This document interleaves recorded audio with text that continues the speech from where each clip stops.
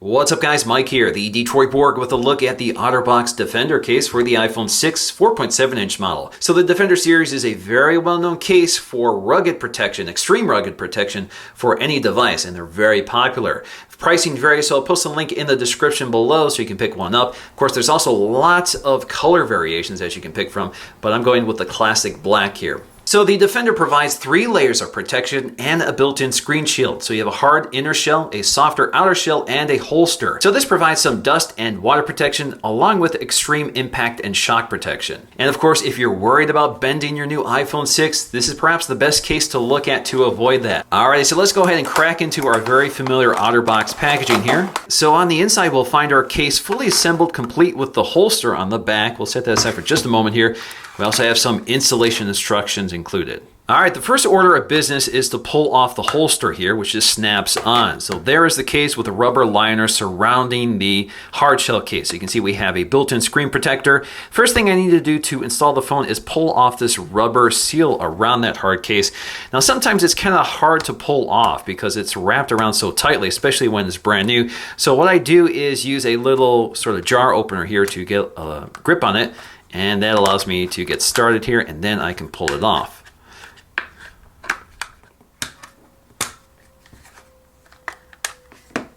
Alrighty, so there is the internal hard shell case. You can see there's a little protector here for the Apple logo, the built-in screen protector, and you can pry this open by opening up these little clasps along the side here. There's one on this side and there's one on the other side. Let's see which one is easier to open here.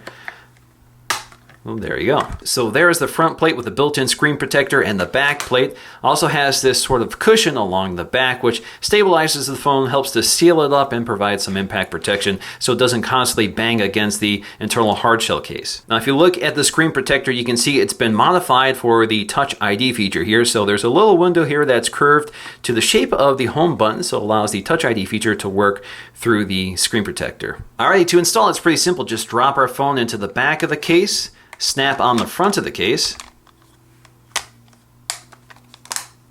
and then we can put on the rubber sleeve which wraps around that case, provides a lot of protection here. Of course, we just want to make sure that everything seals in tightly here along the sides and make sure all the flaps covering the ports and buttons are secure. So there we go, we have a fully protected iPhone 6, now much bulkier with this case, and then you can add your holster here like so. Now you can change the direction of this holster clip any way you want. It's a pretty stiff mechanism here, so wherever you set it, it's pretty secure. Now the holster interfaces with this clip along the side of the case here. So you have one here and you have another one on the other side, so you can reverse it in any direction you want, like so. Of course, you can also flip the case around and put the screen toward the back of the holster to provide extra protection. Alright, so let's go and take a look at our case here. So we do have Touch ID, as you can see here. It does work through this button, but it doesn't work as effectively. I find that it's not as reliable with this case on it. I think that's to be expected with all these layers protecting it, but it does work. Now if you look along the left-hand side, you'll find your volume keys, which are pretty difficult to press.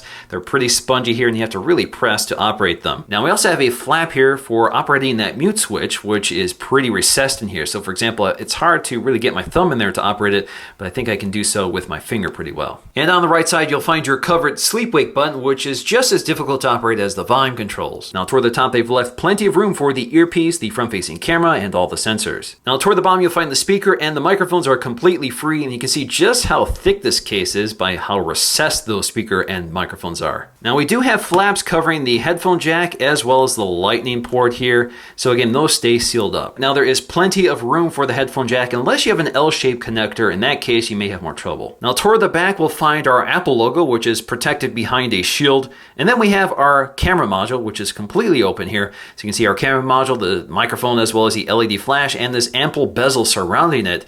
Now that bezel does not cause any glare to the flash. I did some testing and there is no concern there. Alright, so let's go and take a look at our device with the built-in screen shield. Now the screen shield is pretty thick here. You can see Touch ID doesn't always work with that cover on the home button.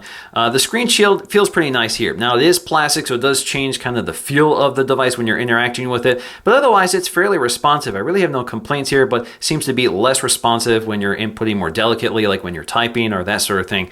But generally speaking, it's pretty tight against the glass, so you don't feel that typing as if the screen shield is loose or anything like that. The thing I have a problem with, or the thing that makes the phone a little more uncomfortable to use is these very large bezels are surrounding the display. Of course, it provides a lot of protection here, but it also makes the screen feel pretty cramped. So when you're interacting with the display, there is actually quite a bit of bezel here right against the display, which gets in the way. And ultimately, the Defender does deliver on its promise of providing the ultimate protection for extreme circumstances. Of course, that comes with a thicker, bulkier case that adds some weight, a screen shield that does impede some of the performance of the touchscreen, and a home button with a protector on it that can interfere with the performance of Touch ID, but otherwise does a pretty good job. The other issue here is just how cramped the screen feels with that large bezel around it, especially the home button, which feels pretty recessed. But in the end, this case provides the ultimate reassurance that your phone will survive whatever you're doing. So that's going to do for me in this video. Hope you enjoyed it, and I'll see you again in the next one.